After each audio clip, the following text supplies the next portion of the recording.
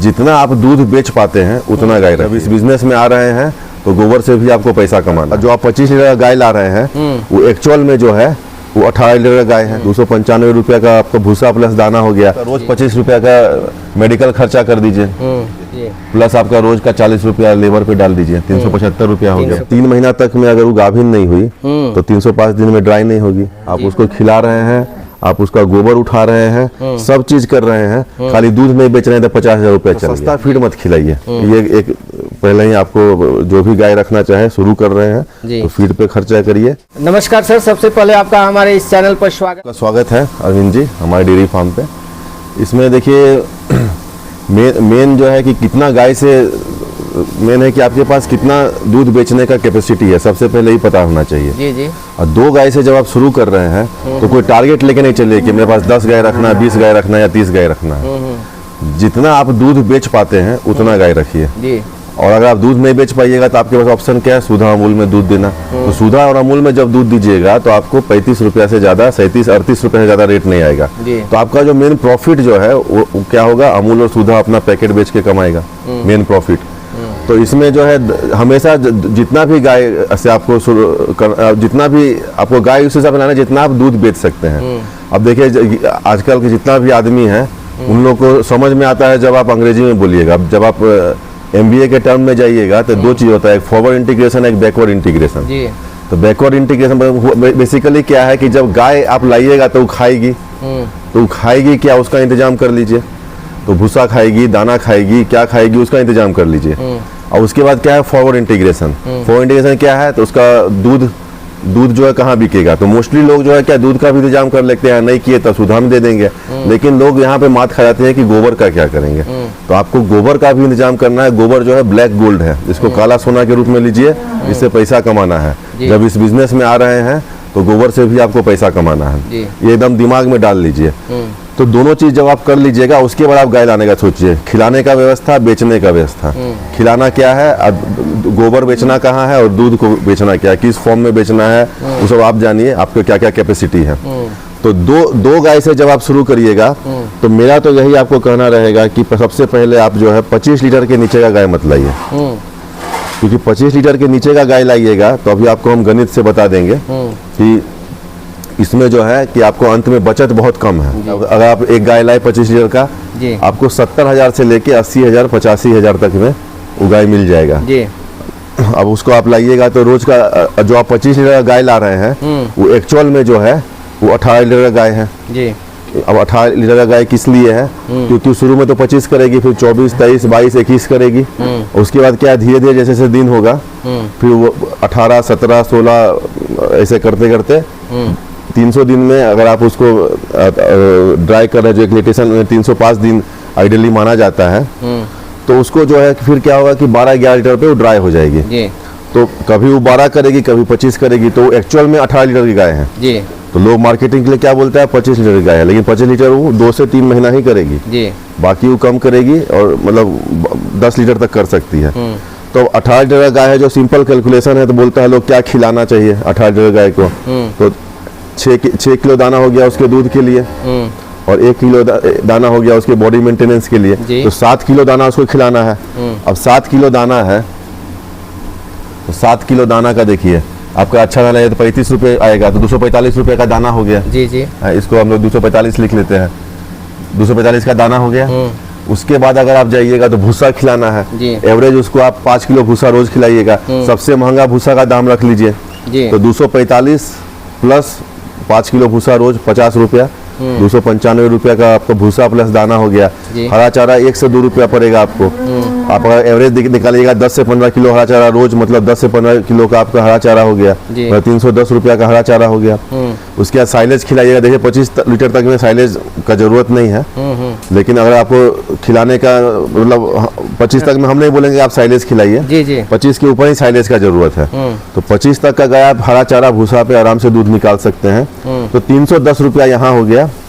अब क्या है कि 310 रुपया आप यहाँ पे ले लिया, 310 यहाँ हो गया। अब देखिए 310 दिखाई लोग को देख के पता चलता है। 310 के ऊपर आपका रोज 25 रुपया का मेडिकल खर्चा कर दीजिए। अब 25 का मेडिकल खर्चा हो गया, तब अब किसी दिन हो सकता है कि जीरो आए। जी जी।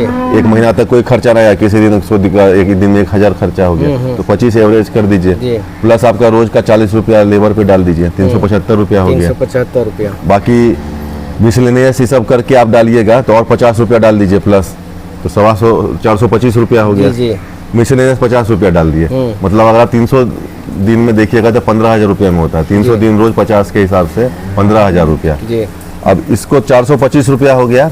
अब 425 रुपया का आपको इंटू 305 दिन करना है जी। ये कितना होगा? 1,30,000 रुपया जी।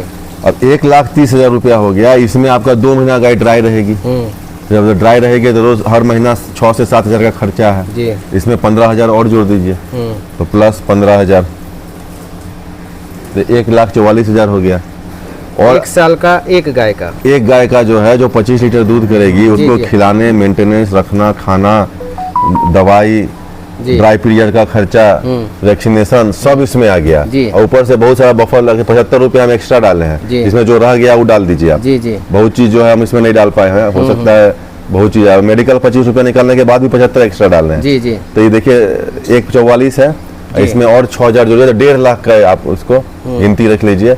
1 साल में 1.5 लाख रुपया का खर्चा है एक गाय में खिलाने का। एक गाय जो कि 25 लीटर पीक पे जाएगी जी, और एवरेज 18 करेगी।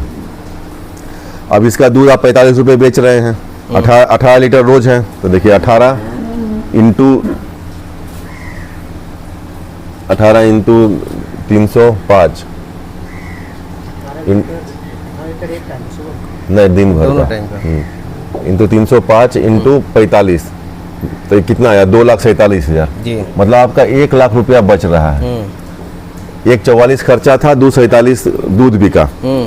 तो ऐसा आप बिजनेस बताइए, जो चीज 70-75 हज़ार में आया वो 1 साल में अपना लागत निकाल दिया और ऊपर से 25,000 रुपया आपको दे दिया।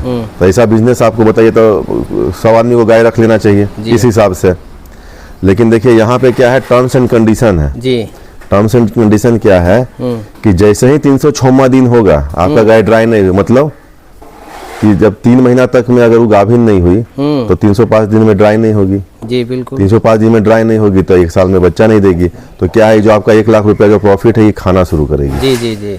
पहले शुरू में रोज का 100-200 रुपया खाएगी, उसके बाद क्या है 500 रुपया खाएगी, उसके बाद धीरे धीरे जो है रोज का आपको 300-400 करते करते पूरा आपका प्रॉफिट खा जाएगी जी। उसके बाद एक दिन ऐसा आएगी कि अपना जो 1 लाख कमाई थी वो तो खा ही जाएगी, उसके आपका घर से पैसा खाना शुरू करेगी। तो इसका क्या है, मेन इसमें क्या है कि 1 साल में एक बच्चा आना चाहिए जी। तो 2 गाय लाइए, 10 गाय लाइए या 20 गाय लाइए, आपसे अगर 1 साल में एक बच्चा मैनेज हो पा रहा है उतना ही गाय लाइए जी।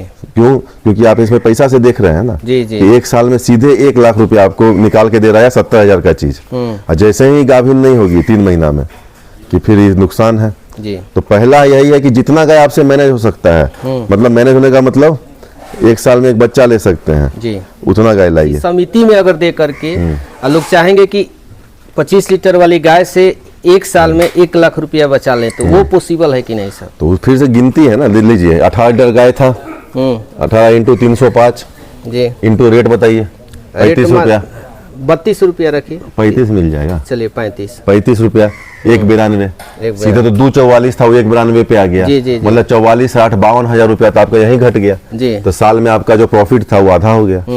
तो मतलब आपके ऊपर है, सब चीज आप कर रहे हैं। आप गाय ला रहे हैं, आप उसको खिला रहे हैं, आप उसका गोबर उठा रहे हैं, सब चीज कर रहे हैं, खाली दूध नहीं बेच रहे हैं तो 50,000 रुपया चल गया जी जी। तो वही तो आपको पहले ही बोले थे कि जितना बेच पाइएगा उतना गाय लाइए जी, समझे? जितना दूध बेचिएगा उतना गाय लाइए, सीधा इसमें एक ही मंत्र है। और बैकअप में भी कुछ पूंजी रखना पड़ेगा सर, क्योंकि बहुत सारे लोग होते हैं कि जितना पूंजी रहता है उतना गायों में इन्वेस्ट कर देते हैं, लेकिन जब गाय ड्राई में चली जाती है, दूध कप का प्रोडक्शन कम हो जाता है, तो वैसे लोग जो है गायों को खिलाना कम कर देते हैं। हाँ। वैसे जो है डेयरी फार्म बंद भी हो जाते हैं। देना बिल्कुल आप सही बोल रहे हैं। हम लोग बहुत जगह देखे हैं कि होता क्या है कि जैसे लोग गाय खरीदने गया, अब अपना पूरा पूंजी गाय में लगा दिया जी जी। अब क्या है, अब वो कॉम्प्रोमाइज करेंगे, कहाँ कॉम्प्रोमाइज करेंगे? सबसे पहले दाना पे कॉम्प्रोमाइज करेंगे, दाना सस्ता लाएंगे। जिस दिन आप दाना सस्ता लाइएगा तो दाना सस्ता का मतलब क्या हुआ, प्रोटीन का सोर्स सस्ता हो गया जी। अगर सोया डीओसी 50-55 रुपए किलो आ रहा है और यूरिया 8 से 10 रुपए किलो आ रहा है, तो सस्ता दाना में यूरिया रहेगा, वो सोया डीओसी थोड़ी रहेगा। तो 8 से 10 रुपए वाला जब यूरिया पड़ेगा तो वो गाय को बांझ बना देगा। तो आपका गाय तो एक साल में गाभिन होगी नहीं। तो 8 से 10 रुपए तो यूरिया का देखिए, 1 मिनट में यूरिया का नुकसान हम बता देते हैं आपको। यूरिया में क्या है कि देखिए होता क्या है कि जैसे यूरिया को पेट में जो माइक्रोब्स रहता है, जो एंजाइम रहता है, वो यूरिया को जो होता है जैसे माइक्रोबियल प्रोटीन में कन्वर्ट करता है। अब जितना उसके पेट में एंजाइम्स हैं उतना उस मात्रा में आप यूरिया दिए तो उतना माइक्रोबियल प्रोटीन में कन्वर्ट कर दिया। लेकिन अब क्या हो रहा है, 1% से ज्यादा रिकमेंडेड यूरिया नहीं है फीड में। अब लोग यहाँ पे फीड सस्ता बनाने के लिए बहुत ज्यादा जो है इसमें यूरिया डाल देता है। तो होता क्या है कि जो माइक्रोबियल प्रोटीन के बाद जो यूरिया बचा वो जहां तहां जाके लग जाता है कहीं, और कुछ यूरिया जो है जाके बच्चा दाने पे लग जाता है।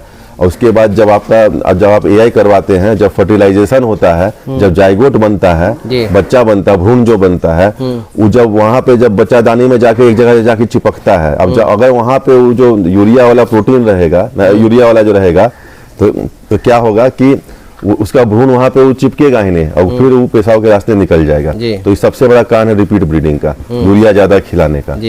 तो यूरिया तो सस्ता फीड मत खिलाइए। ये एक पहले ही आपको जो भी गाय रखना चाहे शुरू कर रहे हैं तो फीड पे खर्चा करिए, गाय पे खर्चा करिए, शेड पे मत करिए। शेड आपको गाय नहीं देगा, गाय आपको कमा के शेड बनवा देगी। ये सब मैसेज क्लियर कर दीजिए।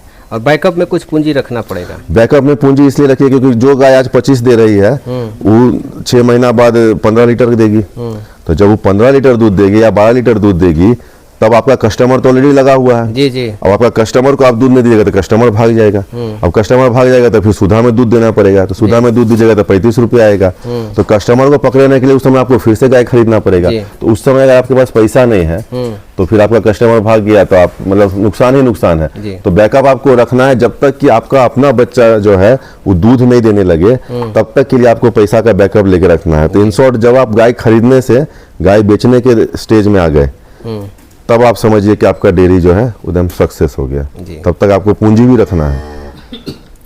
तो चलिए, इतनी कम समय में सर इतनी महत्वपूर्ण जानकारी हमारे दर्शकों के साथ साझा की है, इसके लिए आपको बहुत बहुत धन्यवाद सर। आपका भी धन्यवाद अरविंद जी, समय निकाल के यहाँ आए मुकामा। आपको यहाँ आने में 5 से 6 घंटा लगता है, तो आप भी कष्ट करके आ रहे हैं किसानों के जानकारी के लिए, तो आपका भी बहुत बहुत आभार।